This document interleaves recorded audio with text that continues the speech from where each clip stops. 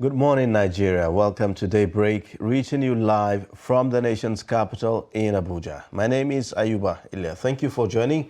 As always, I'm not alone.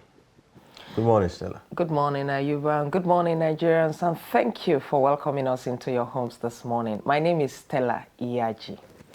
Yes, let's begin with the headlines this morning. President Buhari set up committee to look into ASU's demands.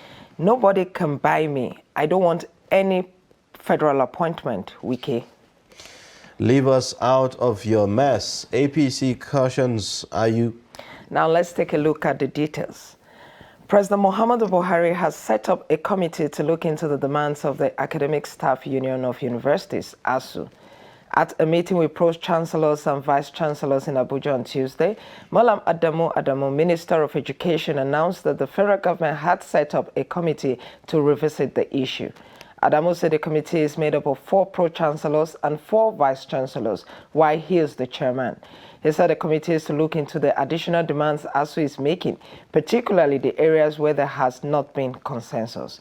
The minister said he will brief President Buhari on the outcome of the meeting. He noted that the committee will be looking at 2 major areas of contention: the no work, no pay, and remuneration of university lecturers. The union has been on strike since February over the revitalization of public universities, payment of earned academic allowances, and the deployment of the University Transparency and Accountability Solution, UTAS, for the payment of university lecturers' salaries, among others. Governor Nyesom Wike of Rivers State says he cannot be bought over by any politicians with regards to the 2023 general elections, insisting that he does not want any appointment at the federal level. The governor stated this on Tuesday during the inauguration of the Rivers State University's campus in Eche area of the state, maintaining that the trend will change going forward. He said, quote, "Since 1999, no state has given more support to the PDP than Rivers State," end of quote. Wike, who has been at daggers drawn with the leadership of the People's Democratic Party, maintained that his support for PDP had never been in doubt since 1999. He, however, claimed that the state had never benefited from any of the federal government's projects throughout the PDP administration and in the present one led by the All Progressives Congress. Now, the All Progressives Congress, APC, has cautioned the national chairman of the People's Democratic Party, Senator Yosha Ayu, against bringing its name into the mess in the party. Ayu was quoted to have said the APC was planting stories in the media to further stoke the feud between him and the Rivers State Governor, Nyesom Wike. But in a statement on Tuesday in Abuja, the APC National Publicity Secretary, Barrister Felix Morka, asked Ayu to carry his cross, adding that the ruling party doesn't plant stories like the PDP.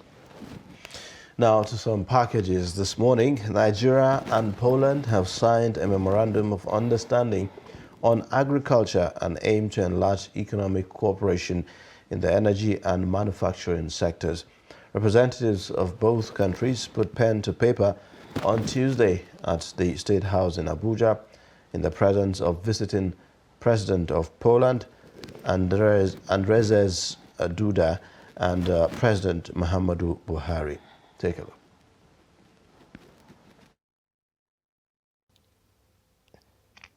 It's the first state visit of a Polish leader to Nigeria since the establishment of diplomatic relations between both countries in 1961.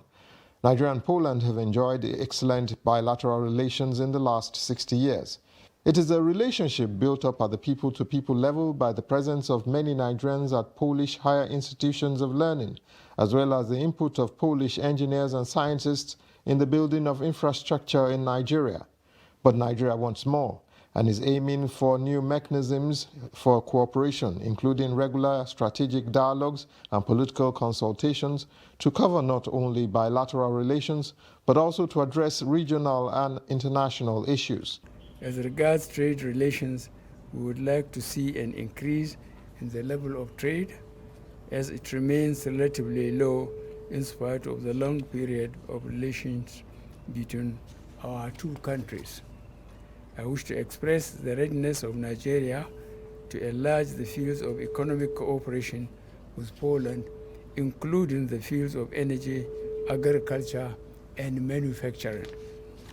The Polish president is not averse to stronger cooperation with Nigeria, which is why it is the only African country Poland has signed an agreement of strategic dialogue with, which includes, of course, the MOU on agriculture cooperation. Aside from food security, which is high on the priorities of both countries, the multiplier effect of the Russia-Ukraine war may just be a driving force behind this visit. What with the emphasis on energy security and the delivery of liquefied natural gas to Poland from Nigeria, as well as shipments of crude oil. From State House, Abuja, Kehinde Amudu, Trust TV News. Now, the Minister of Education, Adamu Adamu, says the federal government has done everything within its powers to end the strike embarked upon by the Academic Staff Union of Universities. Adamu told a meeting of stakeholders that the federal government's negotiating team worked with the instructions of President Muhammadu Buhari after an interministerial consultations. Musa Luka brings us the report. The education minister expressed shock over declaration of the strike indefinite by the union on August 29. Adamu, who met with pro-chancellors, vice-chancellors, and other stakeholders at National University Commission (NUC), said other university unions like NASU, SANU, and NAD have suspended their industrial action after previous meetings. The minister explained that the meeting with stakeholders is necessary in order to clear some misconceptions and misinformation in the public domain regarding the ongoing strike. The federal government, he said, previously made proposition of increment of salary by 23.5% for all federal university workers with 35% for the professorial cadre, but the union rejected the offer. The package offered made centered around 4 positions agreed upon by government, and these are the incentives. That the federal government can only afford a 23.5 salary increase across the board for all categories of the workforce in all federal universities, except for the professorial cadre, which will enjoy a 35% upward review. Henceforth, allowances that pertain to ad hoc duties of the academic and non-academic staff should be paid as and when due by the governing councils of universities to which services were rendered and to the staff who performed them. Vice-Chancellor of National Open University of Nigeria, Professor Olufemi Peters, and the Director of Press and Public Relations, Ben Gong, give insight of what transpired at the meeting. The minister expressed his anguish at the non-opening of our universities after several months of the strike. And I'm happy to confirm that we had very frank deliberations on all the issues. And I'm personally convinced, as the chairman of council of the National Open University of Nigeria, that the dark clouds will soon clear. After an almost 2-hour deliberations, the meeting constituted a committee made up of 4 pro-chancellors and 5 vice-chancellors to be chaired by the minister to further look at the additional demands ASU is making, particularly the areas where there has been no consensus. The meeting resolved that deliberation with ASU will continue until a lasting solution is achieved to avoid government accepting to sign agreement it will be unable to implement. Musa Luka, Trust TV News, Abuja.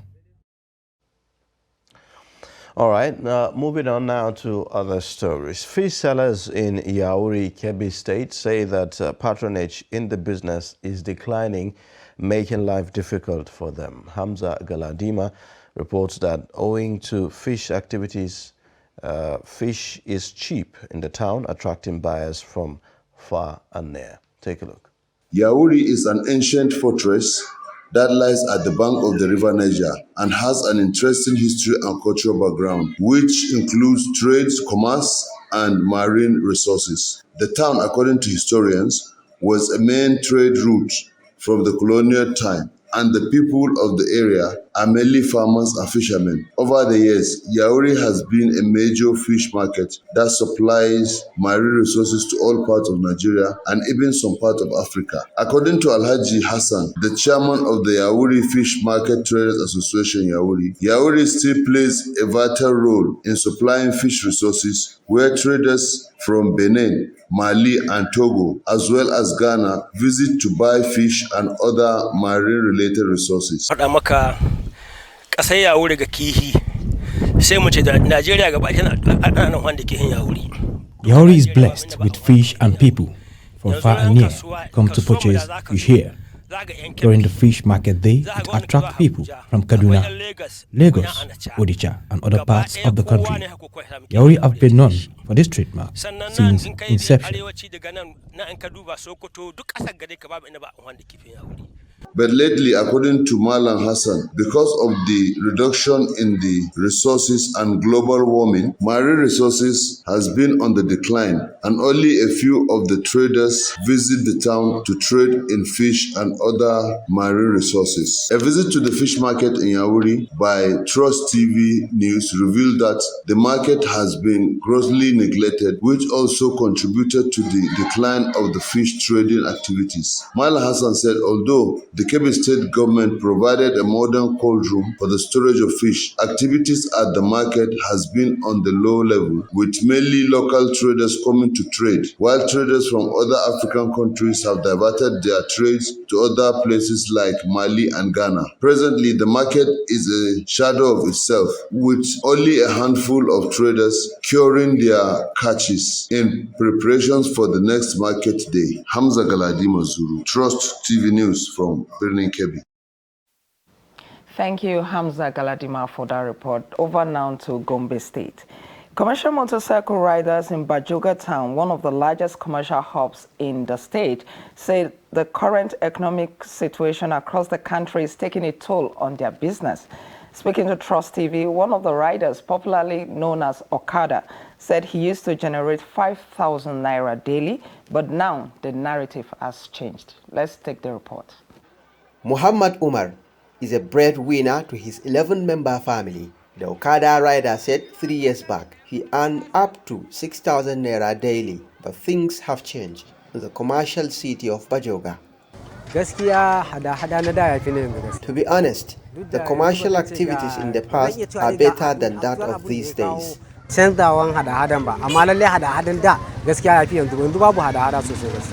Even though I don't know the reason for the decline, commercial transport services also reduced. Routine services from here to Ashaka has declined.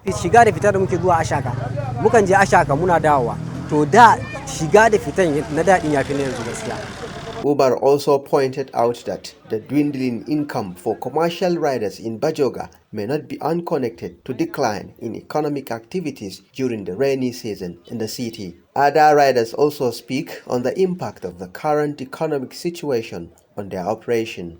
The work used to be very lucrative, but now the activities have declined. It is because of the rainy season, but we thank Allah.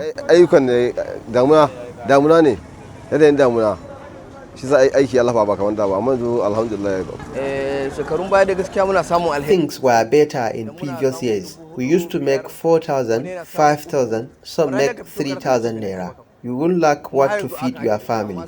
This is how the work is. Maybe it is because of the rainy season. Bajoga, headquarters of Funakai local government area, is the second largest commercial city in northern part of Gombe State, after the state capital, Gombe.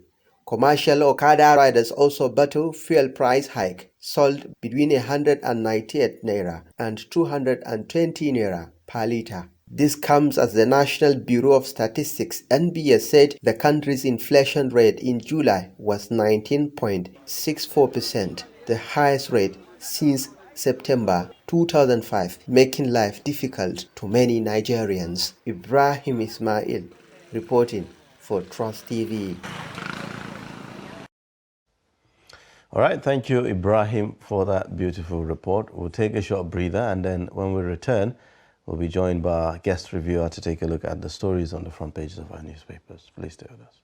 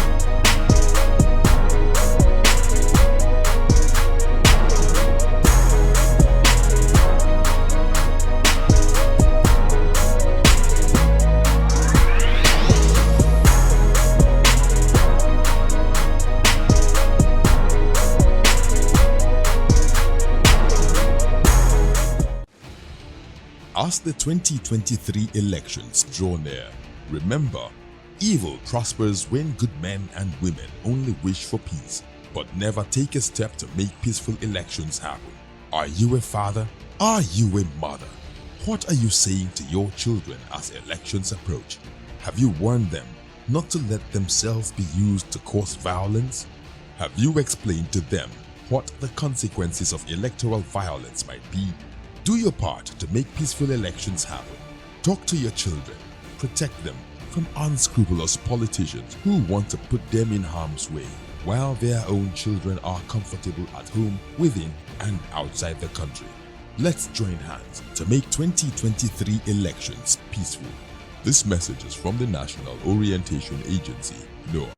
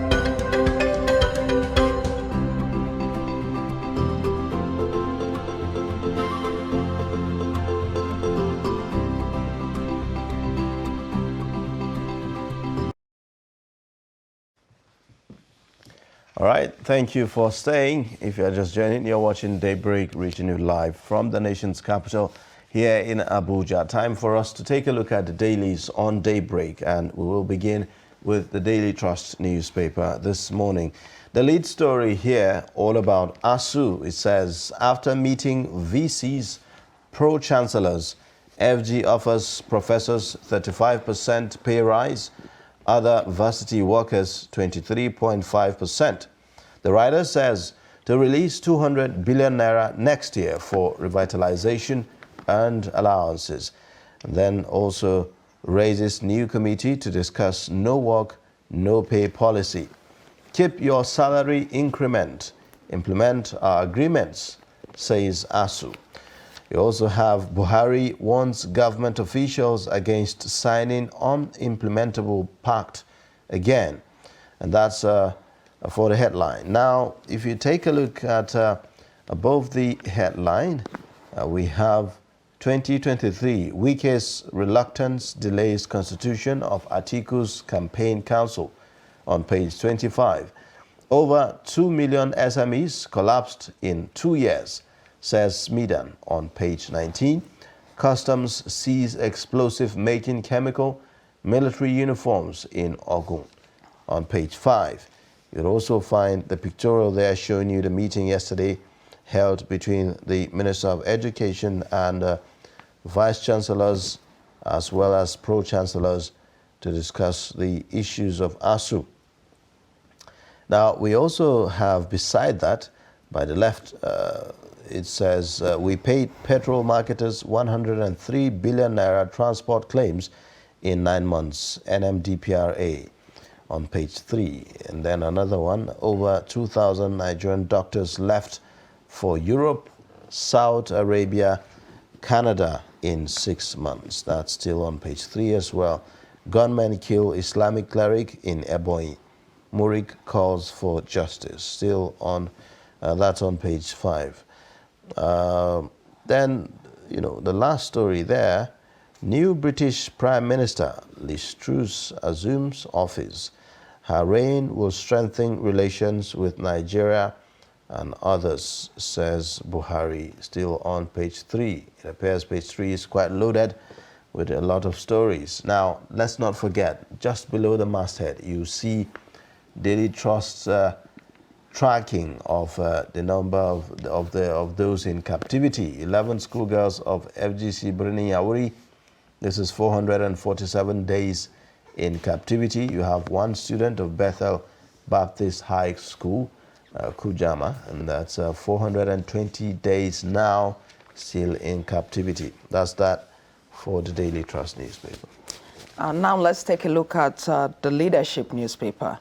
The Leadership newspaper has a lead story that says, still on ASU, an insight for ASU strike as federal government reviews no work, no pay policy. Meets with vice-chancellors, pro-chancellors in renewed efforts to end strike. Inaugurates 14-man committee to revisit Nimi Briggs report. Indefinite strike, anguish, internal turmoil for me. To me, that is from the Minister of Education, Adamu. Right above the lead story, we have PDP crisis. Leave us out of your travails, APC tells Ayu. Beneath that, 15,000 to benefit as Kogi launches Bello Care program. We also have DSS, NSA, EFCC move to cut off terrorism financing. After ultimatum expiration, electricity workers threaten to resume strike. Right, also here we have Budget Office DG contradicts Pantami, says 5% telecom tax stands. And right above the masthead, we have a story here. Liz Truss formally takes over as UK Prime Minister.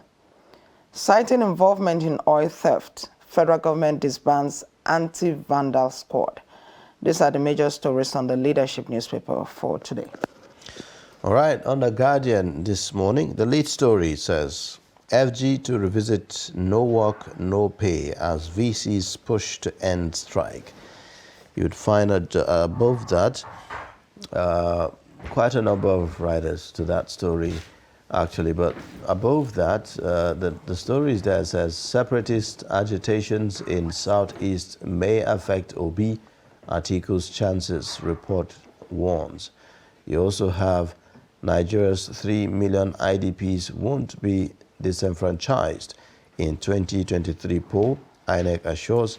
Oil theft, government orders immediate dissolution of anti-vandal units. You also have pensioners vow to mobilize voters against APC in 2023 general elections. You'll also find the last story at the very bottom there. You'll find about the visit of the new Prime Minister of the United Kingdom, UK. Expectations high as Truss takes over. These are the stories on the front page of The Guardian this morning. Let's now look at the Nation newspaper. The Nation newspaper's lead story is also on ASU strike. It says, ASU, government raises 14-man panel to resolve knotty issues. 23.5% pay rise for teachers likely. Return to classroom, Bishop urges teachers. Beneath that, PDP campaign team, Atiku may shun Wike. Then we have the first rider says, Tambuwal Gwayin Oyinlola tipped as DG. The second rider says, detractors after my life, says Rivers Governor. Then we also have another rider here, PDP governorship candidates in Port Harcourt. Leave us out of your mess. APC wants you. Then we also have the story here that says 103 billion paid to oil marketers as bridging claims in 9 months, says NMDPRA. All right, just above the masthead, we have Nigeria gets 23 slots as Google lifts 60 African startups with $4 million. Tinubu donates 50 million to Jigawa flood victims.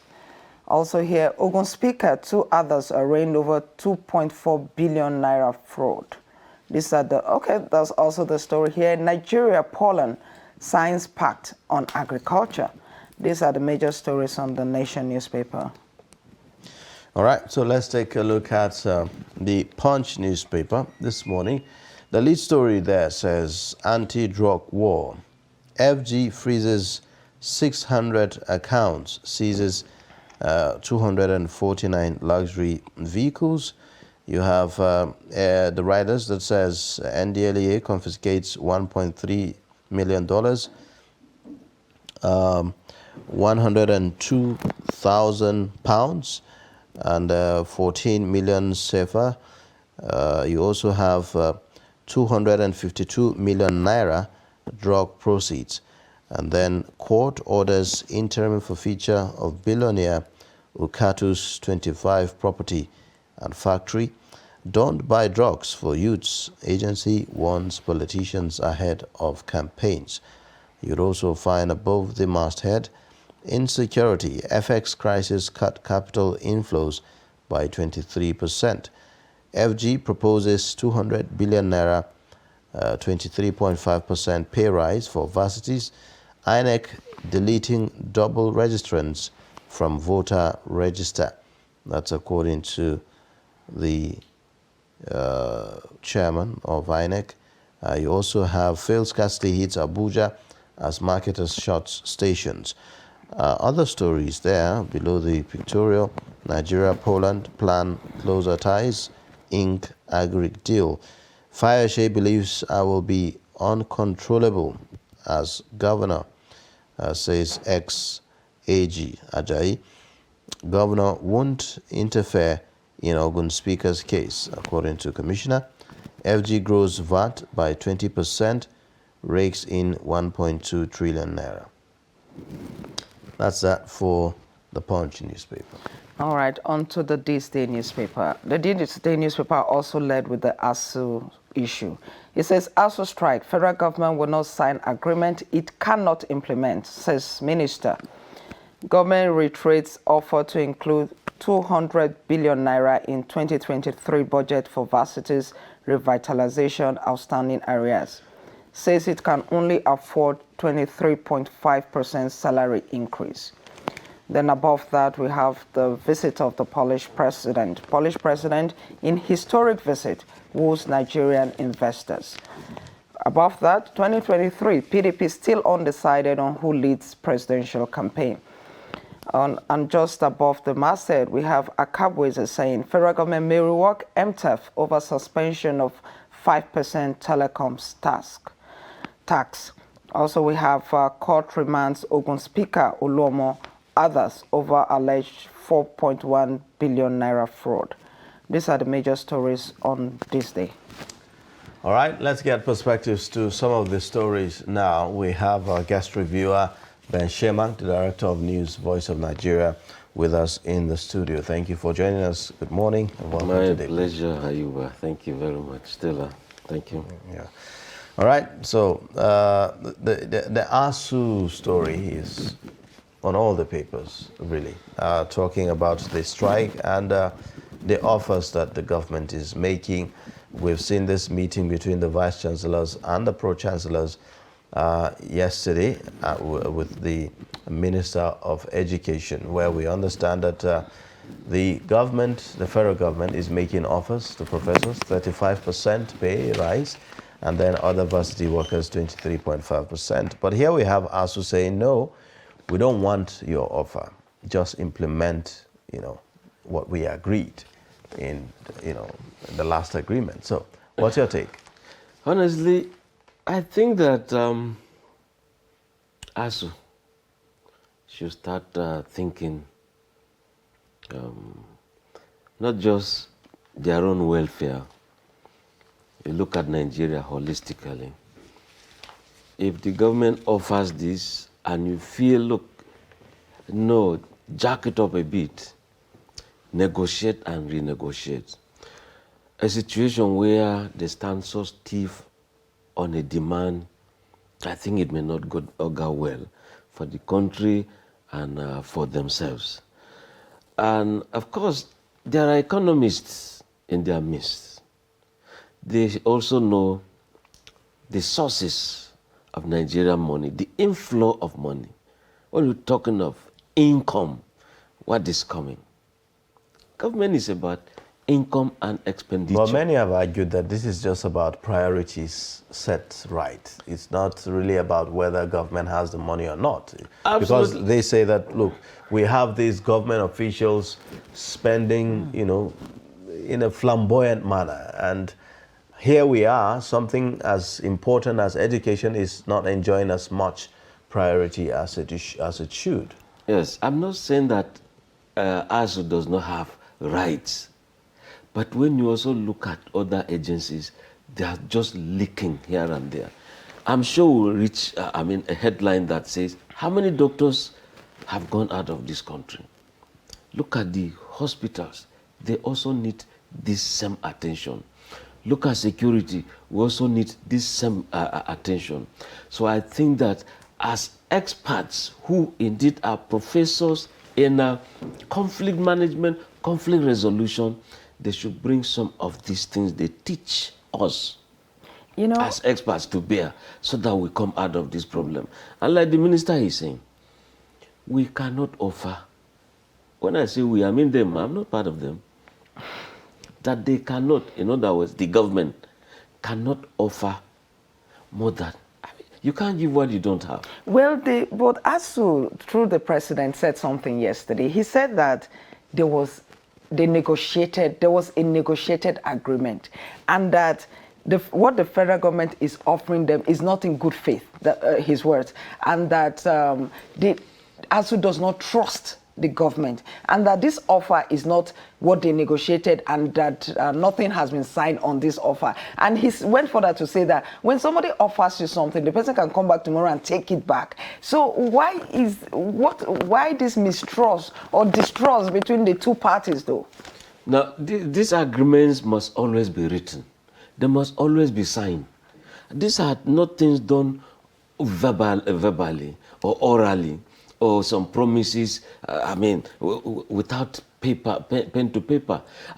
And I think that the government is full of people of matured minds. ASU is full of people of matured minds. But government haven't demonstrated so in the past. It looks like the situation between government and ASU has come to a point where, as we say in Nigeria, seeing is believing. It has come to where, even though it could be signed on paper, but there's just no trust to believe that government is actually going to do what it says it will do, going by previous agreements that have been had, even the renegotiated agreement that was had, the last agreement that was had. So, that's where the mistrust is coming from. So, how do we deal with this? You see, the issue is having to trust.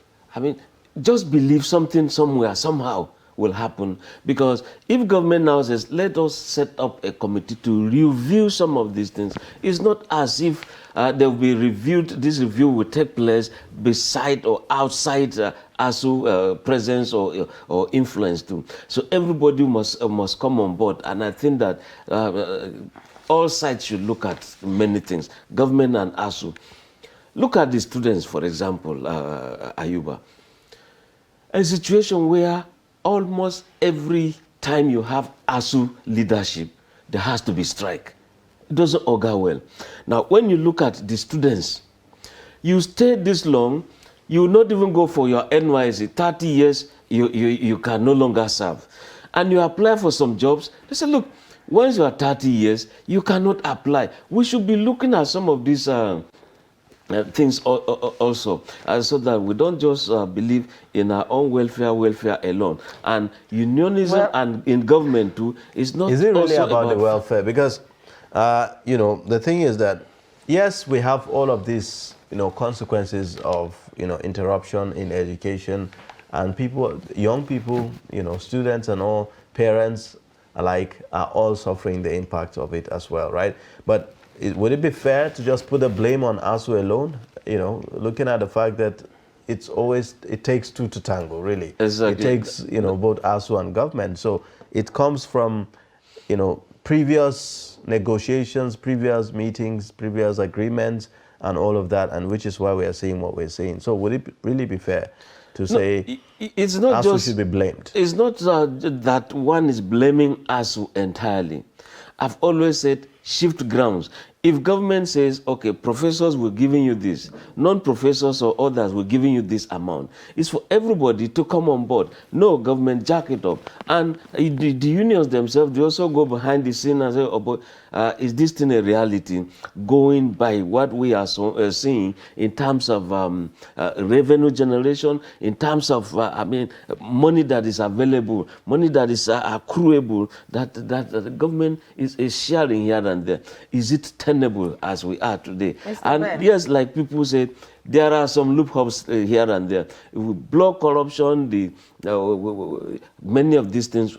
Look at what we're talking about, fuel subsidy. Yes. Mr. Ben, maybe that is why government should not sign an agreement that is not tenable, an agreement that cannot keep. And maybe that is why a lot of Nigerians have hailed this comment by the president yesterday, that where he warned the officials, those going into this new negotiation, that against signing unimplementable pacts. He said that, look, just because you want to tackle it, don't go and sign an agreement that cannot be implemented. Because if you look at it over the years, that's one of the major problems. The fact that government just says, oh, students have been at home for a while, let's get them back to the classroom. And then they just sign whatever document is in front of them at that point. Yes, and that is why the minister, Adamu, is saying, look, he's echoing what the government is saying. We cannot sign what we can't implement. And if that is the case, they've already told unions, this is what is going to happen. And what is implementable and what is signable. So let the two sides, again, look at what is on ground. And we pray that this committee will work assiduously. We pray that people of note, stakeholders will actually come on board to see that this is resolved. It's lingering for too long, too much, with so many consequences. And at the point, you can see the anger, even the ASUU president, when state universities, lecturers, professors join ASUU, federal ASUU, to ensure that their demands are met. Suddenly, ASUU president will say state universities are quacks. I mean, you don't wake up. Your colleagues, you train together, you've been professors, some left federal universities to go to state universities to ensure that they are also state of the art. You just wake up, they are quacks. If you call them quacks, that statement has some consequences, even on international students, those who want to study abroad. Oh, you came from a state university. But a president of the ASUU is saying state universities are quacks. So some of these statements we just say publicly, sometimes they are injurious, not just to us, but to the system and to the youth, and future consequence too. All right, this new committee that was set up just yesterday, it doesn't have a time frame within which to complete its work. Do you think that it's okay? Because considering students have been at home for over 6 months. No, every committee must have a time frame. You cannot give them an open check, open room, occupy everywhere and just remain. No, there has to be a time frame with terms of reference well defined. And of course, chairman, secretary, these are terms of reference, or you now say, President, this is what we're going to do within this shortest time. It would look like a child's play if we say this is a committee, we think it's full of seasoned administrators, seasoned education experts, we now say there's no time frame. No, that would not deliver. I mean, people again saying government is playing on the intelligence of our Nigerians. There should be a time frame. All right. All right, so there's this story again.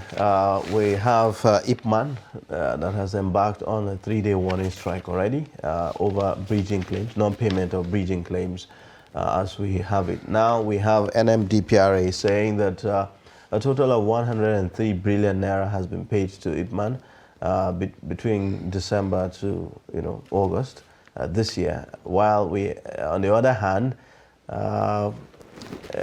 what do you call them now? Ipman is claiming that there was no such payment. I mean, they said 50 billion naira has not been paid to them and all that. So they are embarking on strike. That's also another threat to our energy issues, isn't it? The issue of fuel. Absolutely, scarcity. yes. Right from yesterday, I could see some elements of queues in some filling stations.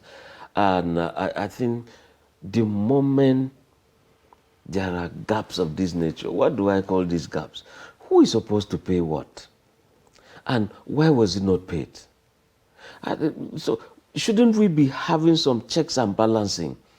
That, no, I think that some government agencies too and government officials should actually wake up to their duties and ensure that things are done the way they ought to be. Don't just receive salary and stay, cross leg and feel I work in so and look at the consequences that will be on the economy.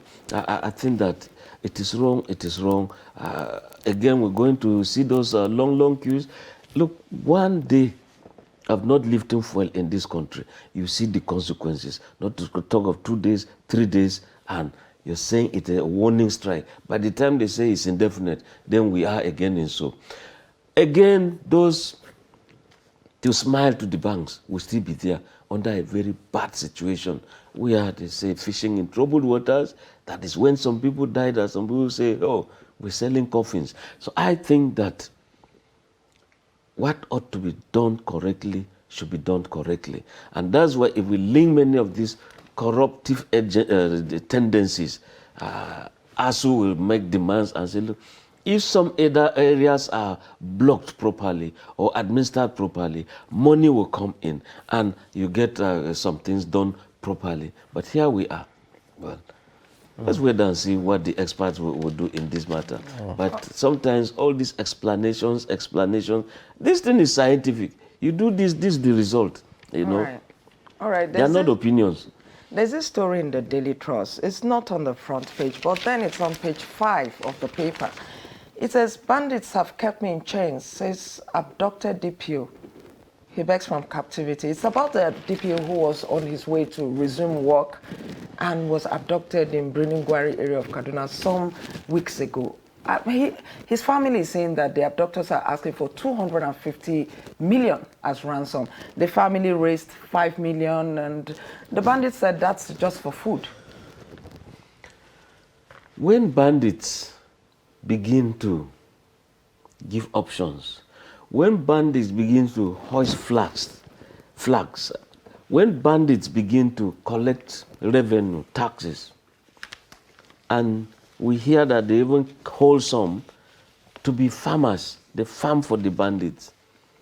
At the point I saw the GOC in Kaduna, Major General Lawaja, he actually went to parts of this Briningwari and some captives were set free.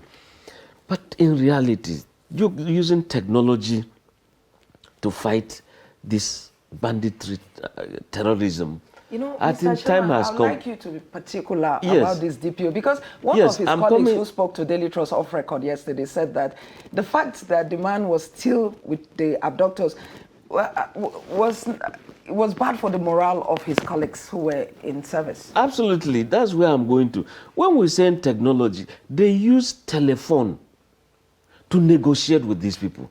Why is it that we can't use these same trackers to get to this spot? You know, I think that the SSS, the police, everyone should be on board. Briningwari, how big is that area now? That we cannot do, big deployment. You do recce, you do surveillance, you do everything possible. And who are the negotiators? I mean, they are using some telephone numbers. There are specific masks being used. So several times we've heard government say, look, we are trying to keep collateral damages as minimal as possible, which is why each time there's an abduction, we do not deploy maximum force to get those abducted released.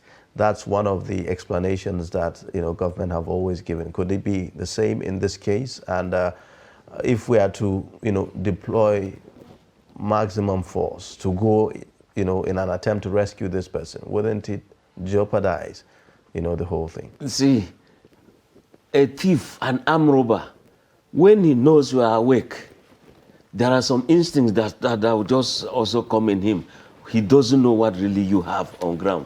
So if we do mass, when I say we, in other words, it's a collective thing in Nigeria. This battle is for everybody.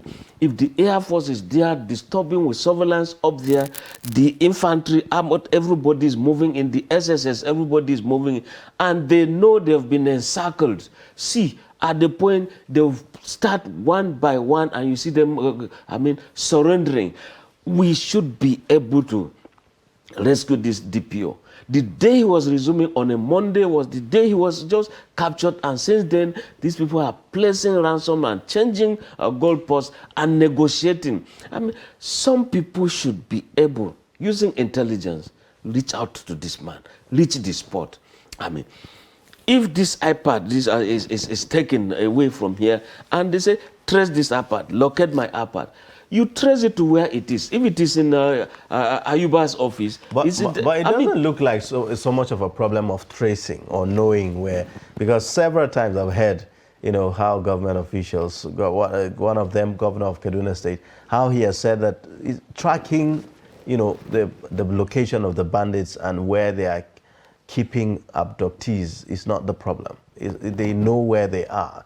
But like I said, issue of what to do, what strategy to deploy, how to deploy troops or how to deploy personnel to go to the location and rescue the person has always been the issue here. So is there another way of going around it? Yeah, really? You see, when we say we know where they are in Nigeria. We know where they are in Kaduna State. We know where they are in a Briningwari local government area.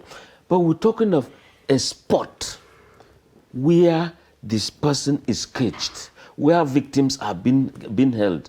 We should reach those spots and set these people free. And if we're talking of damages, it's going to, innocent people will die. See, by the time you take maximum force there, they'll just surrender. They'll just surrender. And a situation where in the KB State, they're going, government forces are going that way, and Kaduna State is relaxed. These people will move to Kaduna State. The heat is on in Kaduna, they move to Katsina. So if you have, do I call it a one-stop shop, deploy generally at the same time, and you see that you make the place the unoccupied spaces occupied, and before you know it, all the bad guys within those areas, by the time you take the wars to them, they'll be smoked out and you catch them. So it's doable, it is. But again, if there are some political interest where someone says, no, don't do it, it's my area, you're going to affect my people, but your people are busy selling land, selling property, and giving these bandits ransom money. What does it entail? So we should be able to make proper deployments, search and rescue properly, and it is doable. Yes. All right. Quite a number of stories, really. One of them here on the Guardian newspaper, it says pensioners vow to mobilize voters against APC in 2023 general elections. Several stories about pensioners' struggles and ordeal of recent. Trust TV had to, commission certain stories in some states where, we had a look at the life of, pensioners and look at their struggles. And many of them are complaining about the lack of payment. Some talk about, yes, the payment comes, but it's meager. considering the fact that there have not been any kind of upward review since they left service and the rest of them. And looking at the rising inflation, the issue of the minimum wage and everything, they seem to be left out of the whole thing, right? So what do we do about the situation of pensioners? I think that government should also look at the law governing pension. This thing you call contributory pension, before I'm paid my salary for this September, a portion is taken from my salary, kept for me. Government is also sending what they call counterpart funding, but you see, by the time you are retiring, your problem will start. How does it start? Here you are, you have money. Here you are, you don't have a house. Money is left, some people are using it to trade. Now, the next thing is we've not captured your data. As we are talking to you today, those who retired 2 years ago are still being captured to be put in a data to enable them start getting their pension money. Whereas those days, some they just say you are retiring, take this, your lump sum, you take, off you go. And what is remaining is they begin to give you your without the entitlement, your basic salary per month till you sign out of the world. But today you take this, your money, give to some people to administer. Some use it for politics, some use it for their investment, whereas the real owners don't have houses, they can't pay for school fees, they can't pay for medical. I mean, you just see them loafing around. It's a bit better now for the military. But shouldn't we have such, that's the scenario you painted earlier. Is it when someone retires before, the issue of computing or collecting data now arises? Or is this something that should be done, proactively, maybe ahead, maybe a few years to the retirement, that those kind of data are collected and kept, because it apparently looks like something that takes time. You see, it takes time because of human factor. Computers do not lie. Whatever you garbage in, it comes out good or bad, And so we expect that PENCOM itself should look at itself when it comes to the real owners of this money. And even in this same pension, there is this thing you call next of kin. And this next of kin, sometimes some people would die, and the next of kin may not necessarily be the terminal beneficiary. You are simply next of kin because this man has seen a woman so that should I pass out, you are strong enough to struggle, collect this money, and give my family. But next of kin will just grab and hold and begin to dash the woman something. And that's what, Mr. Ben, you're even going far. You're talking about next of kin. We're actually talking about real pensioners who have done this work. They are alive, but they cannot even access their money. Now, my question is, why is it that, for instance, in the military, before people retire, especially those in the lower rank, they are sent somewhere in Oshodi, 6 months to their retirement for some training and all of that, and during that period, they are captured properly? Why is it that maybe 6 months to retirement, this kind of capturing cannot be done for civilians, so that after retirement, the issue of capturing data here and there does not even arise? You see, the liaison is, let's say, a government agency. You have a desk, pension officer. You must liaise with a PENCOM. PENCOM also has a desk officer who must liaise in that agency. Then you, the beneficiary, you should be able to know who these administrators are. And again, some do not, when time comes, come and do this. They believe there's always time, And once a system shuts down, I'm sorry to put it this way, if they are selling jam form and you refuse to buy, now a exam has come up, he said, oh, now I have my WAEC, I want to go to university. One thing must lead to another. But I think that especially at the state level, many state pensioners are suffering because the state governments are not actually allocating money for pensioners to receive and enjoy their rights. And when you look at Many of those who suffered or are suffering were the ones who gave all in service. They were never thieves. They were always on their duty, and everything that worked right was because of them. They never stole. Will you now say but that the unfortunate, just a moment, the unfortunate thing is those who stole are the ones enjoying today. Yes. Will you now say the plight of pensioners now can also lead to corruption in the civil service? Because, I mean, those who are in service are seeing those who have left not collecting their money. Do you think it's a recipe? Absolutely, it is. It is. It can lead to corruption and abuse of office. There are times I see pension desk officers in my office, and I jokingly say, may no old man or woman weep in front of you. Just say amen, because it's real as in real. Well, we'll say amen to that as well, because it's not a good experience where you have, senior citizens who have labored and served the country, having to now labor for their own money again. So at this point, we thank you. We'll have to end the review. Thank you for coming on Daybreak. We hope to have you again another time. Thank you. My pleasure. Our guest reviewer has been Ben Sherman, Director of News, Voice of Nigeria. With that, we'll go on a short breather, and then when we return, we'll take a look at the headlines again. Please stay with us. But in a situation where you find that a look at the same, not necessarily tribal or regional. But I have said that.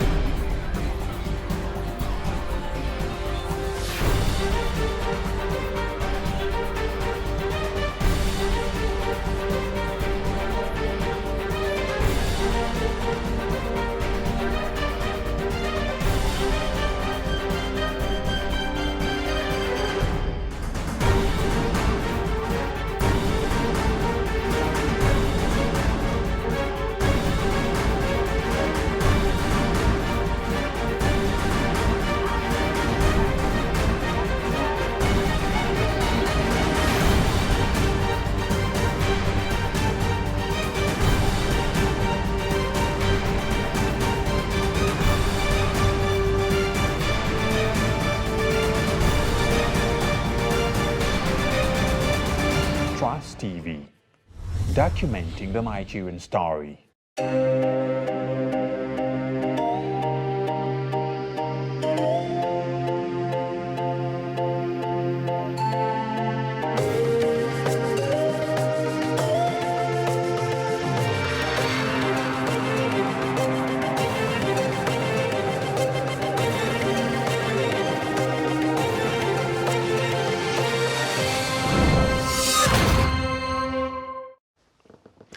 All right, thank you for staying. For those joining now, you are watching Daybreak, reaching you live from the nation's capital in Abuja. It's top of the hour. Let's take a look at the headlines this morning. Robbers raid several banks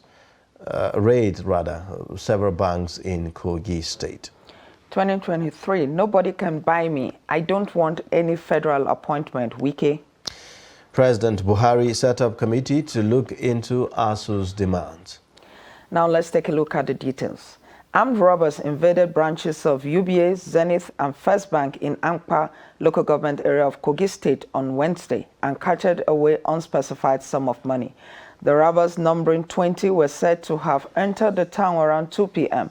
The first attack to UBA before proceeding to Zenith Bank and later First Bank. A witness said the robbers arrived at the town in several cars, buses, and motorbikes. The witness said after robbing the banks and nearby POS operators for almost an hour, the government drove out of Ankpa town shooting sporadically. A resident told Daily Trust that after the left, a combined team of security operators moved towards the area. Kogi State Police Public Relations Officer SP William Aya did not respond to calls or text messages.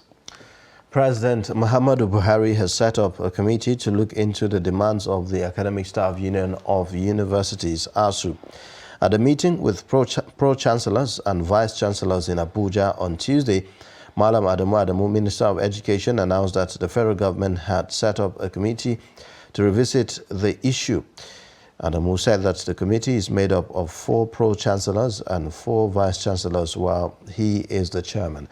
He said that the committee is to look into the additional demands ASUU is making, particularly in the areas where there has not been consensus. The minister said he will brief Buhari on the outcome of the meeting. He noted that the committee will be looking at major areas of contention, the no work, no pay and remuneration of university lecturers. The union has been on strike since February over the revitalization of public universities, payment of earned allowance and earned academic allowance, and the deployment of the University Transparency and Accountability Solution for payment of university lecturers' salaries, among others. Now, Governor Nyesom Wike of Rivers State says he cannot be bought over by any politician with regard to the 2023 general elections, insisting that he does not want any appointment at the federal level. The governor stated this on Tuesday during the inauguration of the Rivers State University's campus in the Iche area of the state, maintaining that the trend will change going forward. He said since 1999, no state has given more support to the PDP than Rivers State.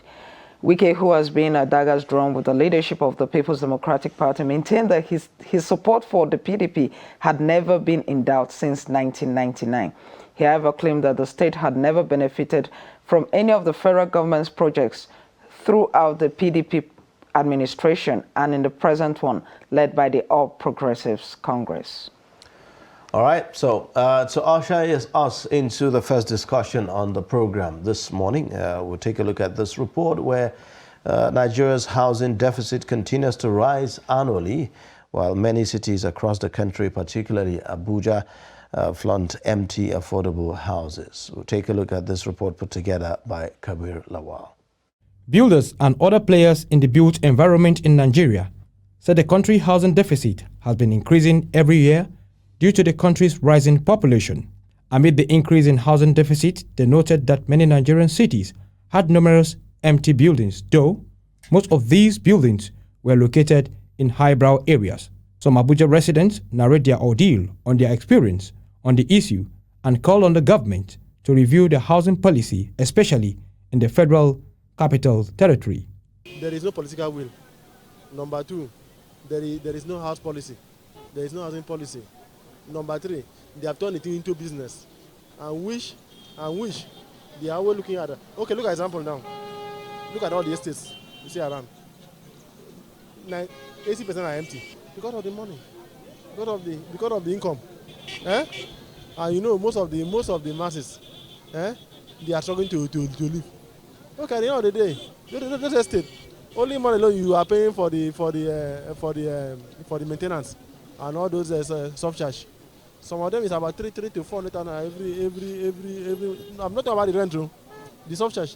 And with that soft charge, is unable to some people to go and take. While some people have different views on the issue, saying since Abuja is the power city of Nigeria, it will be difficult for poor man to reside. Just like you mentioned, Federal Capital Territory, it's just like it's no longer affordable for a normal person, a common person. You see the way demolition comes now and then you know there's nothing like check and balances. You know, anybody that is able to build a particular house or something will just target anything they want, and nobody is checking that. I'm talking based on my own experience. The small village where would they stay, where they call Dakibu, inside the Jabi here. The village itself is self-contained, bros. No be everybody feel pay. A self-contained for Dakibu is like some are paying 200, some are paying 200 plus, some are paying 180. According to statistics, a non-political, transitional, and an intergovernmental organization, International Human Rights Commission, had decreed the growing number of homeless people in Nigeria and put the country housing deficit currently at 28 million. Kabir Lawal, Trust TV News, Abuja. All right, now to give perspectives to this, we have in the studio an estate developer and CEO, Michelle Homes Limited, Dr. Baraka Michelia, to talk about this. Thank you so much for joining us on Deep Break. You're welcome. Yeah. So let's begin with your assessment of the housing issue in Nigeria. I don't know whether to call it housing crisis or what, generally. What's your perspective? Okay, I can tell you categorically that yes, it's very true that there is high deficits in housing, especially in Nigeria. And actually, I can also tell you that there are many factors that have actually created that indices, and it's actually it's growing in number every day, and actually the capacity and capability of people to buy these houses, it's growing and diminishing day by day. There are many factors which has contributed to these things, which include, I think, poverty rate.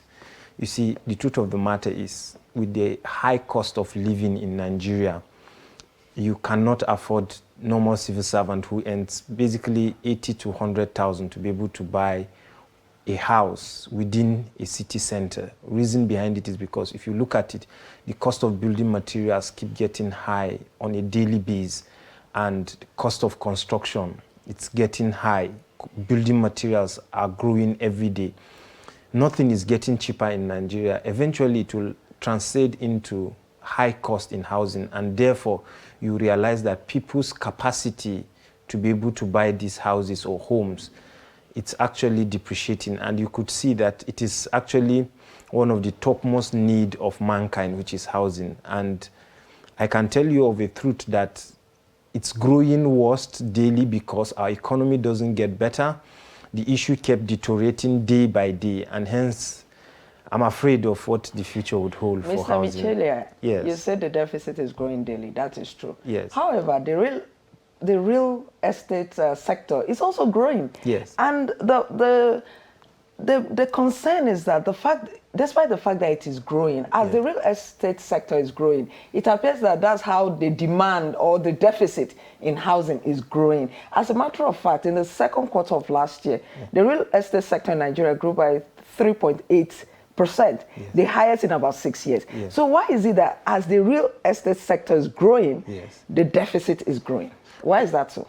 Okay, I can tell you categorically that, number one, the rate at which people give birth is increasing more than the ability to provide these houses. So if you could calculate the number of birth rate compared to the number of houses provided on daily basis, it keeps increasing in this order, and you will realize that there is no way, if you calculate the number of people that have these houses, or we are building, we are coming in to bridge the gap in Some persons will say most people in the real estate sector are looking at a particular population of Nigeria, and that is why this deficit is growing. Not necessarily, because the truth of the matter is we build with money. We calculate this cost. Eventually, we are not just there to serve charity. We are there to also make money, at the same time provide housing for people. So if the rate at which it's growing, if you cannot provide a house and make profit, why should you go into it? So, and things don't get better. That's the truth. Things don't get better. That is one factor. The second factor I can tell you is that, yes, the real estate developer sector is growing daily, Agreed. But at the same time, the number of people who take these houses are also on the increase. There is high demand for housing. Eventually, it will cause a high cost of buying these properties. So, if I understand you, Doctor, affordable housing is what we are focusing on. Are you saying that affordable housing is beyond the reach of an ordinary Nigerian as we have it because of the indices, because of the rising cost of things, or what? Now, yes, I will tell you that it is true, as well as government is bridging the gap through National Housing Fund. But I can tell you that one of the things we are experiencing on a daily basis is that though there is high demand and the high rate of demand in the housing sector cannot be catered, cannot be provided for the ordinary Nigerian. Reason behind this, if you look at the GDP of Nigeria, that is the standard living of people, you realize that they don't have money, they don't have what it takes to be able to get these facilities. It's a general problem, but it boils down to housing because... Is it that, okay, what is making the houses so expensive?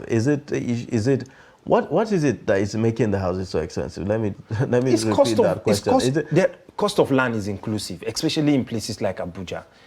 Before you could get a land within the city center, you will have to have nothing less than 30 million naira within the city center. Now, if you look at the average Nigerian, in fact, the average Nigerian earns at least an average of 100,000 on a monthly basis. An average Nigerian, take statistics. Now, calculate that salary in 1 year. It's just 1.2 million. 1.2 till in 30 years, he cannot even be able to buy a land. If he goes to places like Bagwalada, where he can be able to get a house for as low as 10 to 15 million naira, where will he gather that money? At what point will he be able to have house? Now, the cost of transportation... Even in Gwagwalada, he will not be able to get it. Of course, that's the truth. Now, that takes us back to the National Housing Fund. Yes. How easy is it for an average Nigerian to access that fund? Now, the truth of the matter is, it's easy, it's not easy.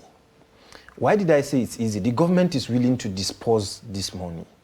But you see, even when they dispose this money, it takes time to construct. They need to find reliable developers, people who are competent. Over time, if you look at the statistics of the number of houses that has been delivered by these developers, it is actually on the decrease because inflation sets in consistently. So if you're being approved 10 million naira to be able to build 3-bedroom, maybe terrace or block of flats, as the case may be, in a period of 6 months, you realize that inflation hits you hard. And you cannot be able to deliver with that money. That is one factor. The second factor is insincerity. The truth of the matter is there are many unsincere people that if you give them money to do this, they will divert the money, use it for another thing. And the rest is case. ICPC, EFCC, you realize that developers scatter with people's money. We have such experience. You cannot shy away that it is actually a problem. The National Housing Fund provide this money, even though the period and the system has been so strict that it takes a while. I remember there are some of my clients who wanted to access these funds. It takes almost a year to be able to access these funds for them. And we've had several, aside from the National Housing Fund, we have several housing schemes that have been operated here in Nigeria. Have they yielded? I mean, are we close to getting the desired result? Honestly, let me be truthful to you. There are many policies and housing schemes that have come up over the years. But the truth of the matter is they have not been able to achieve its purpose because of corruption. The truth of the matter is we're in this society, we can't shy away from it. If you call me to give me a contract to build these houses, how many people will be honest to make sure they deliver? And even with that, the people that give the contract will always require huge amount of kickbacks. At the end of the day, the product or the house at the end will not be received by people. I remember in early 2 years ago, the government opened up a scheme to be able to provide, you can be able to buy a house for 2 million naira. How many people will they show us these houses that has been able to be built and how many people are living in these places. It came as a scheme. Money was released, dispersed. We saw project have started. What did you hear after then? You're a journalist. You should tell me better. All right. At the moment, we have 28 million housing deficit in the country. Yes. For this year, just about 3 weeks ago, the Bank of Industry said that Nigeria will need about 21 trillion to bridge that gap. Yes. And in the budget, only 470 billion was budgeted for 2022. Yes. Now, how is the private sector coming in to help the federal government bridge this housing gap? Of course, we are trying our best. And that is why we are in the limelight today, because in our own, we've been able to provide people the opportunity. You know, it starts day by day. The concept of real estate developers coming in to bridge the gap in the housing sector starts with the little capital they have. And that is what they will be able to provide for civil servants, business people to be able to own a house. For us, we start by selling lands, and then we help you build gradually. We partner with you to be able to build gradually. These are some of the things housing Well, you guys are not cheap. We are cheap. For you can get a plot for as low as 2-3 million within areas like Kiami, Aviation Village. It's a very good area. For an average civil servant in Nigeria, you say 2-3 million. Is that still cheap? Is that cheap? Now, that is what we are saying. If the government increases, what is the minimum wage today? If you look at the minimum wage and the average person who earns cannot actually be, that was why I answered the question. I said it's somehow possible, it's somehow not possible. But that is the best you can get anywhere within Abuja. That is the truth. If you go to places outside Gogolada, I can tell you that a plot of land within Gogolada is as high as 10 million naira outside the city center. Okay, so now let's talk about, should we be having some kind of regulation, like some kind of price control for renting a house? Let's even talk about renting a house. Yes. You know, in the federal capital, for instance, or some of the urban centers. Yes. You know, if you look at the rent, is quite high. And these are not houses that are new. These are sometimes old houses. Yeah. But you find that it's like the older the house, the higher the, the amount you pay for. You know, so should we be having some kind of regulation, and how seriously are we really taking this? The truth is that regulation cannot work. Why? The reason behind it is that if you buy a car now and then you've used it for a while, who has the right to come and tell you how much you would sell that car afterwards? You've made investment. Property is one thing that people love to invest, and nobody will want the price of his property to depreciate over time. So if it is you now, you have a house, you bought a land, for instance, 10 years ago in places like Guzape, maybe Asokoro for 20 million naira, you invested 20 million naira to build, and you're looking at making a rental income of 2 million naira per annum. And someone comes back and say, you should rent it for 500, 700,000. It's not going to work. Putting regulation to this thing, because the cost of getting it is also high. Okay, you've talked about the cost of land, and I know that government owns virtually all the land, right? Very true. So why is it that the cost of land cannot be reduced? The truth of the matter is, who and who gets the land? That's the question. The people that get the land sell at a high cost. Does the government give it out at a cheaper rate? The truth of the matter is not cheap. Because even before you get it, why don't you have a land now that government gives you? Why don't you have? Why don't I have? We all buy from people who have been allocated 10 years ago, and none of them have developed it. So we come to buy from them after the land has increased in value and development sets in. Let me tell you one of the things government will do to be able to reduce housing costs in Nigeria. One of it, you cannot shy away, is infrastructure. If the infrastructure of a place is good, you realize that development will go there very easily. People can have access to these places. Number two is to increase the standard of living of the people. If you have the money, if you leave this country, for instance, as many want to live, if you leave this country and have money, you will come back and want to stay, because your standard of living is above the ability to spend what you will eat, where you will live, the clothes you will wear. You'll be able to afford it better. All right. These are the indices that will help us to be able to achieve. All right. So, well, thank you so much. It's a good place to end the discussion. We appreciate you coming on Daybreak and sharing your perspectives with us on the issue of Nigeria's housing deficit. Thank you. We appreciate it. Thank you very much. Our guest is Dr. Baraka Michelia. He is he's an estate developer and CEO, Michelle Homes Limited, talking to us about this.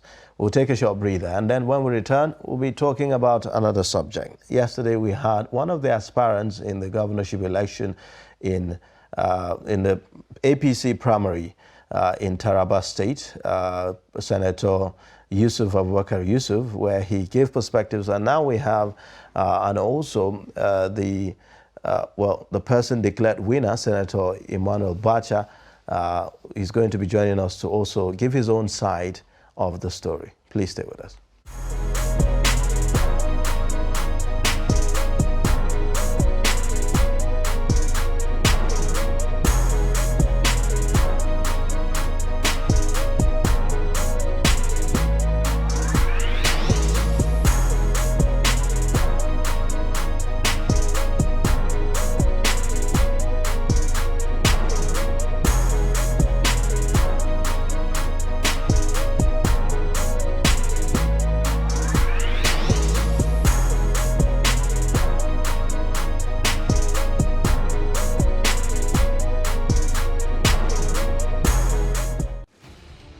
As the 2023 elections draw near, remember, evil prospers when good men and women only wish for peace, but never take a step to make peaceful elections happen. Are you a father? Are you a mother? What are you saying to your children as elections approach? Have you warned them not to let themselves be used to cause violence? Have you explained to them what the consequences of electoral violence might be? Do your part to make peaceful elections happen. Talk to your children. Protect them from unscrupulous politicians who want to put them in harm's way, while their own children are comfortable at home, within and outside the country. Let's join hands to make 2023 elections peaceful. This message is from the National Orientation Agency, NOAA.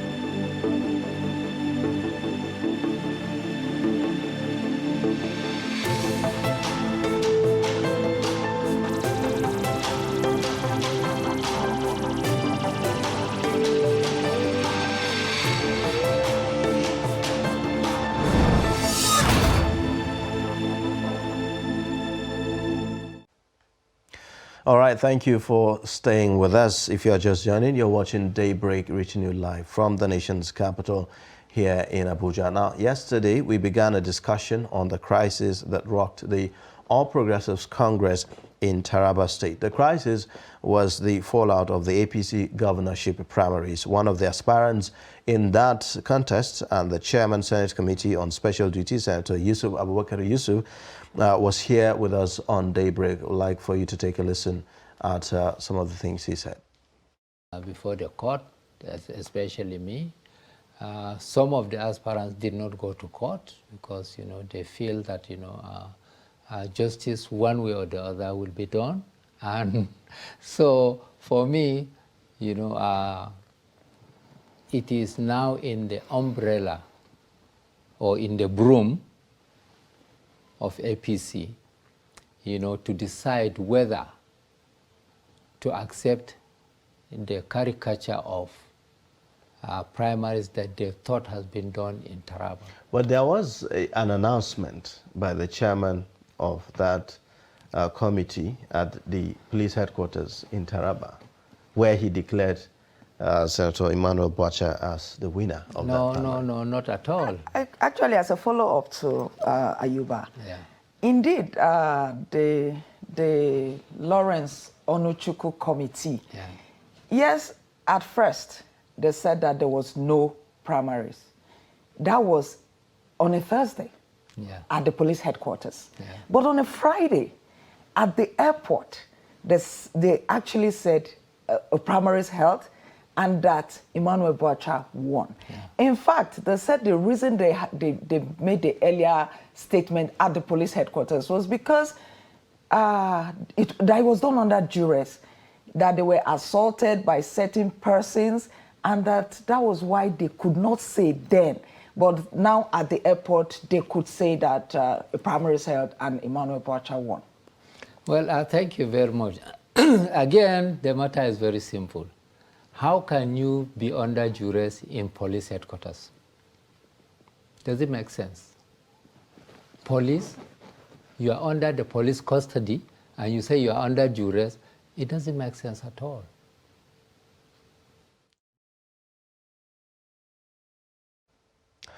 All right, well, there you have it. We now have in the studio the beneficiary of that primaries to the state, his position, Senator Emmanuel Boacha. He is the APC governorship candidate in Taraba and the senator representing Taraba South to talk to us about this. And also the chairman, Senate Committee on Procurement. Thank you for joining us on Daybreak this morning. Thank you for having me.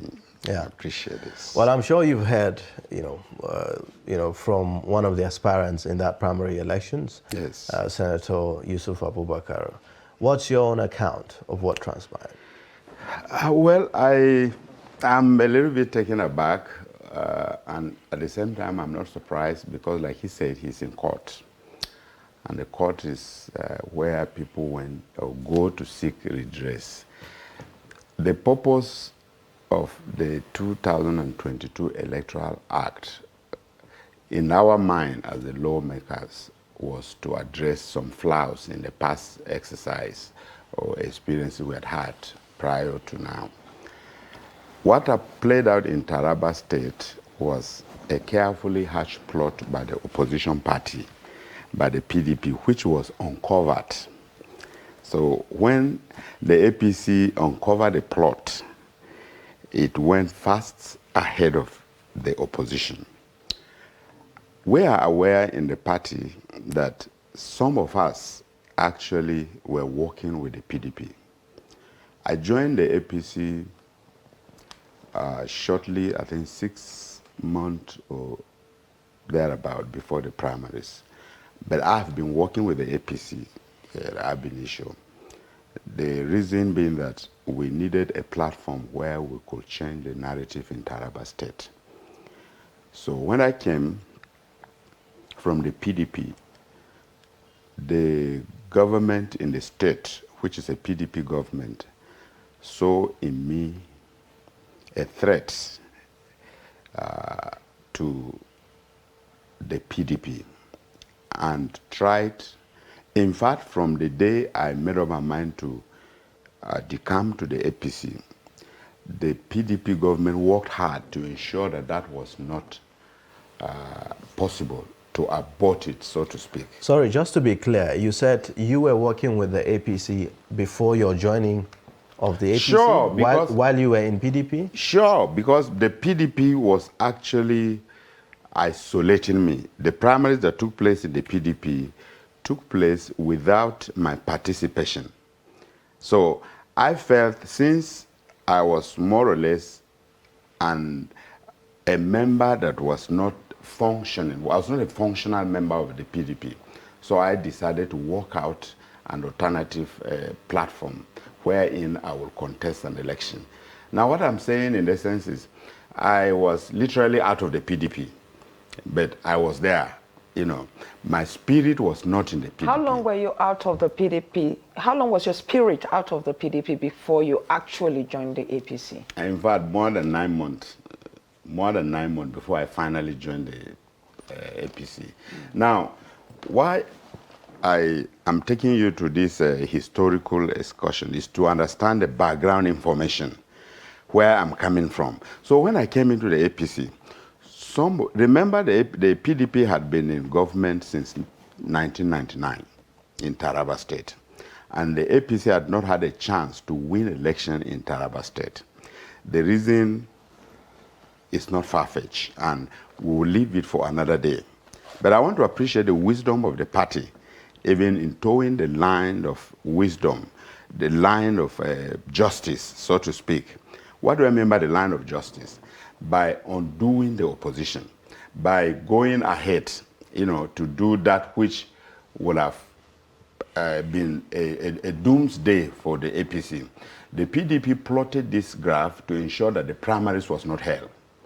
Before we go to Taraba State, and what is not known to some of my co-contestants is that the power to conduct the primaries lies with the APC, and the panel that was assigned to conduct these primaries had no responsibility to take instructions from contestants. We were engaged as contestants on the eve of the primaries to let us know the mood of the primaries that was going to be adopted. And remember, the Electoral Act prescribes 3 moods. 1, the direct primaries, 2, the indirect primaries, and 3, the consensus method or process. When we go to the state, the panel told us that they are under instruction to adopt the direct mode of primaries. And this was resulting from the plethora of litigations we have in court. Litigations against the emergence of party officials, which Senator Yusuf was part of. But Senator Yusuf is of the view that when your party wrote to INEC about the mode of primaries to be conducted, Taraba was excluded as not one of the states where direct primaries will be held. Taraba was excluded in error. The state party in Taraba, APC, wrote earlier to the National Secretariat, this is the mood we want to use in Taraba State because of the litigations we have. And that if we adopt indirect primaries, it is going to boomerang. Just they will have an experience of the Zamfara situation, because the court had annulled the process that produced the party officials. And the party officials, of course, are going to participate in the indirect primaries. So if the party officials who participate in the primaries are nullified, then who are those that will elect the candidate will emerge? This was the wisdom that informed the letter that was sent to the National Secretariat. Now, the National Secretariat, in writing INEC, omitted Taraba. When they discovered the error, they wrote again to INEC and said, sequel to the letter we wrote to you, Taraba is supposed to be among the states that direct primaries will be used to conduct, to conduct the primaries, direct process. Are you following? So the idea is to let INEC know that that letter we wrote to you, Taraba is involved. Some feel that that's a second thought, that perhaps that's... No, there was a correspondence. There was an earlier correspondence between the state and the National Secretariat. If it were just thought out of the blues, then you will have said, well, this is just an afterthought. No. Senator, this second letter that the APC now wrote to INEC to say Taraba should be part of it, well, did they get the letter before the primaries? Did INEC get that letter before the primaries? As to whether they got it before the primaries, I am aware that they wrote INEC, number one. And number two, I am aware that it is for INEC to know that there are 3 processes involved. The party can choose any process. It is not unlawful when you say, we didn't include this process in our communication to INEC. We passed the Electoral Act. I'm a signatory to the Electoral Act. It does not nullify a process. But the most important thing is, among the 3 processes, which one was adopted?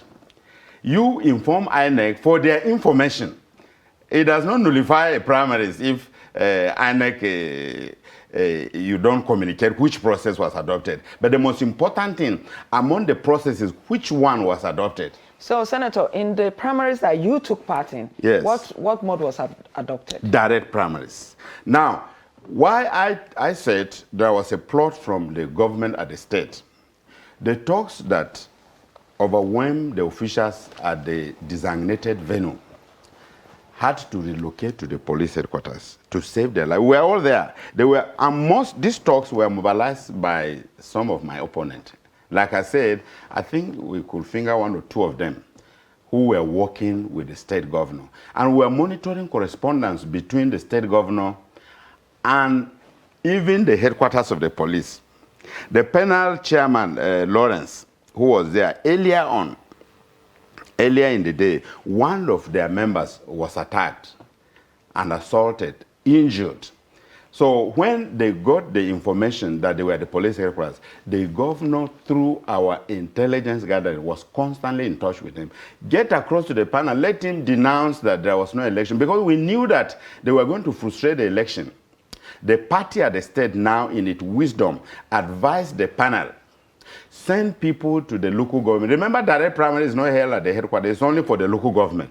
In every of the ward, 168 wards, the elections were held there.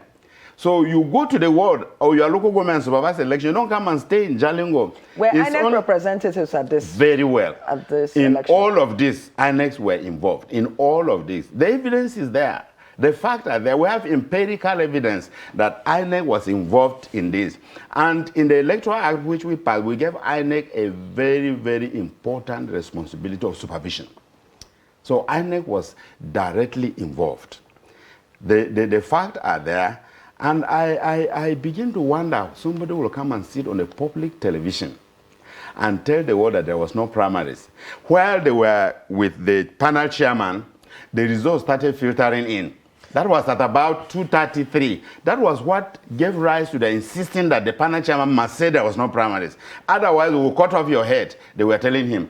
And police were saying, well, talks had taken over the police headquarters. Don't mind police are there. How many people don't know that police cannot protect you in many instances in this country? The danger, the degree of insecurity in this country. Now the police had to use wisdom to manage the talks because they had literally overwhelmed the headquarters.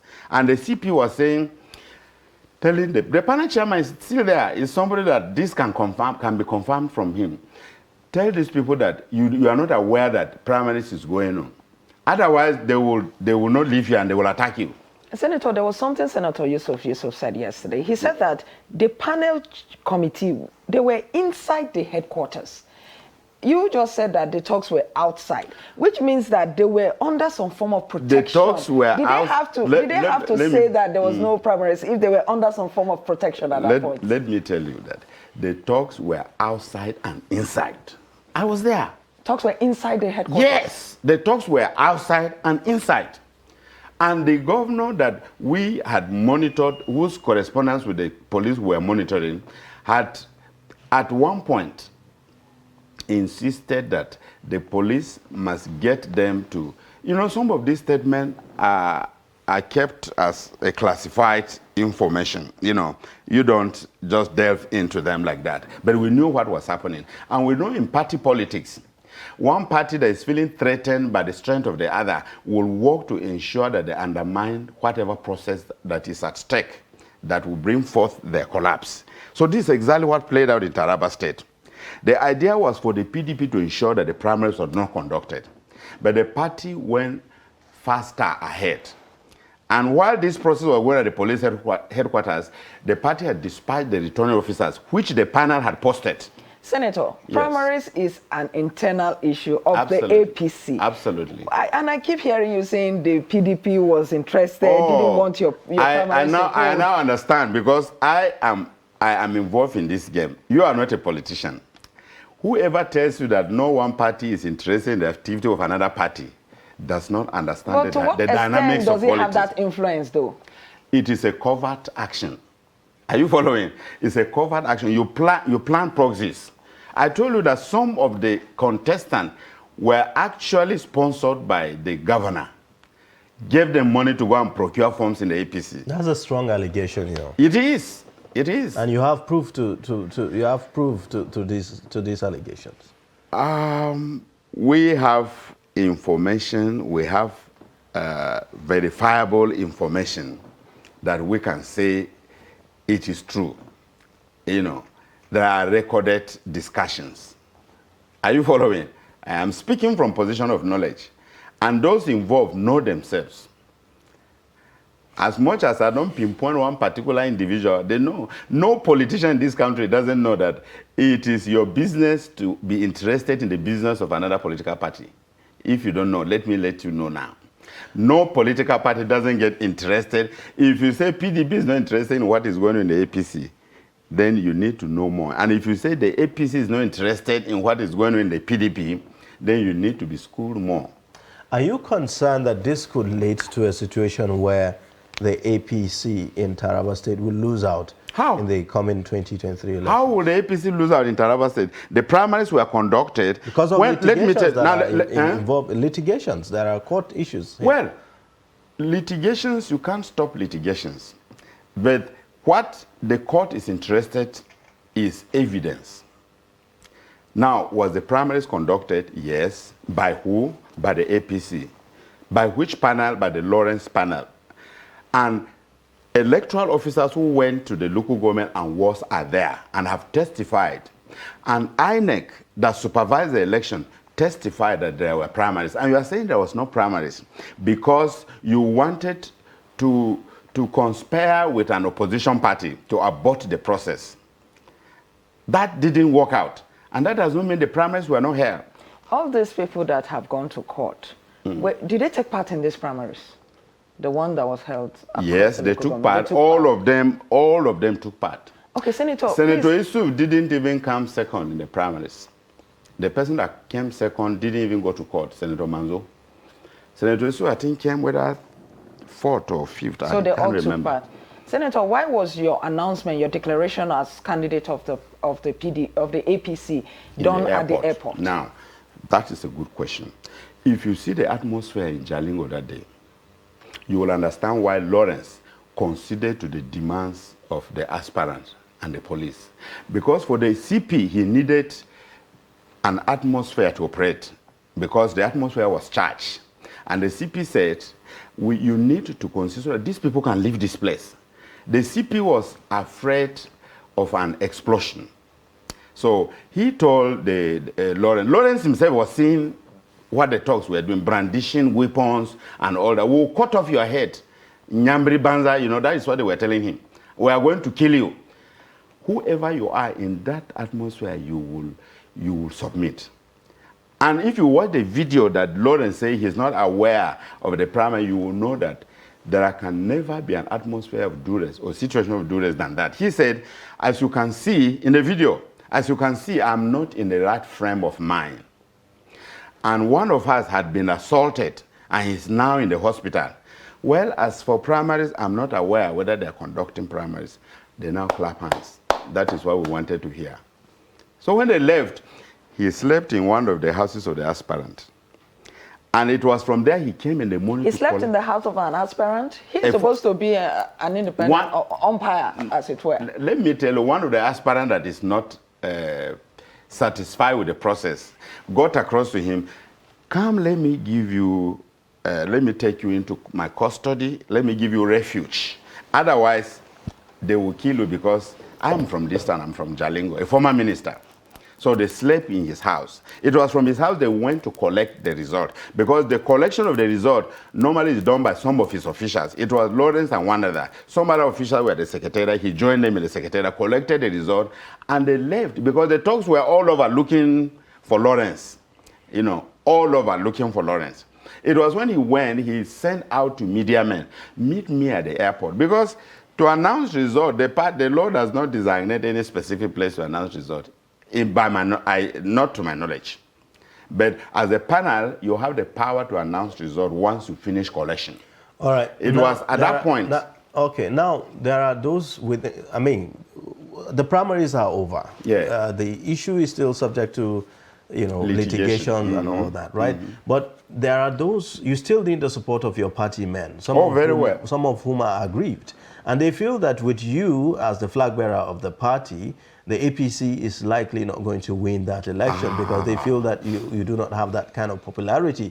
Oh, really? That will guarantee the success of your party in that election. What do you say to that? Well, first and foremost, we have commenced reconciliatory processes are in place. In fact, some of the aspirants, or one had even withdrawn his case in court. And we are following up on Senator Yusuf to see reason. The APC needs a candidate who will win this election. And I can tell you without fear of contradiction that we're heading for victory in Taraba State. The PDP, the government in the state know this.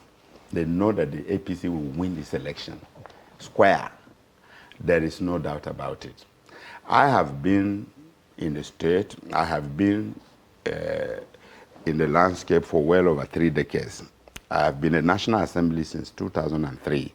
I came from the House of Representatives. I've been the State Assembly member. But you are new to the APC. You have been in the PDP all along. Yeah. I have been the PDP that have been winning the election. The APC had not won the election. And I am in the APC now by the grace of God to ensure that the APC wins the election. Are you following? So it's about you, not the party, is that what you're saying? Well, the party needs a candidate that will win the election. Remember the party is a platform.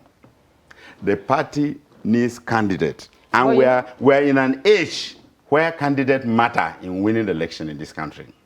Are you following? So if you are popular, you are accepted by the people, and you have the right platform, you will win. Senator, I choose the, yes. So there are some people in your state that have said that you have the backing of certain people in Abuja, and that you are an Abuja politician. Oh, really? That's an allegation that some persons have made in your state. Oh, that I'm an Abuja politician. That, okay, let me give you a rundown of my profile. An Abuja politician is somebody who is supposed to be based in Abuja and doesn't go home. If I don't go home, I couldn't have been winning the election consistently since 1999. Are you following? If there is anybody who is a rural politician than me, I am yet to know, because I serve in the State Assembly. I serve as commissioner. State Assembly, I won the election twice under Abacha's transition. When he died, Abdul Salam came, revived the transition. I contested again. I contested in PDP. First, I won in UNCP. The transition was cancelled after the death of Abacha, and I contested in PDP, won to the State Assembly. I served as commissioner. I contested in 2003 to come to the House of Representatives. And since then, I have been in the National Assembly, winning the election. How could I be associated with Abuja politics?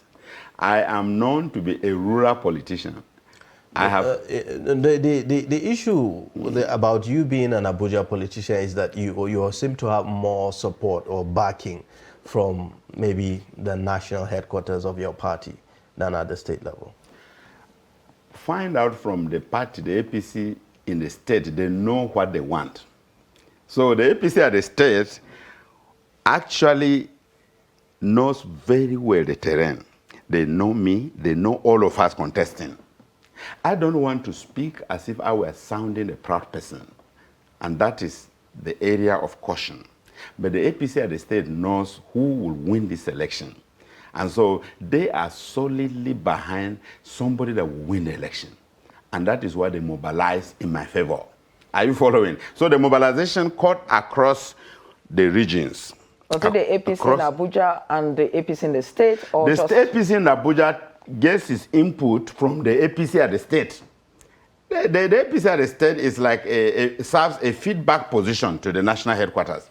The national headquarters does not stay in Taraba. But what do you say They depend on information from party members from Taraba State and party officials. But what do you say to those who feel that they have been in the APC in Taraba State for as long as APC has been how many of them have been winning elections for the party? Sacrifices for the party, and here you are from the PDP all of a sudden out of, The bottom line is victory. That is what every party wants. You must have been servicing the party, and if you cannot win, your service becomes vain. Senator, you keep talking about victory, and that's a good thing to talk about. But however, Taraba has always been governed by the PDP. Yes. So it therefore means that ordinarily the APC is facing a Herculean task in front. Now the APC has internal problems. So how is it going to summon all of this to face the PDP? Something new has to be done.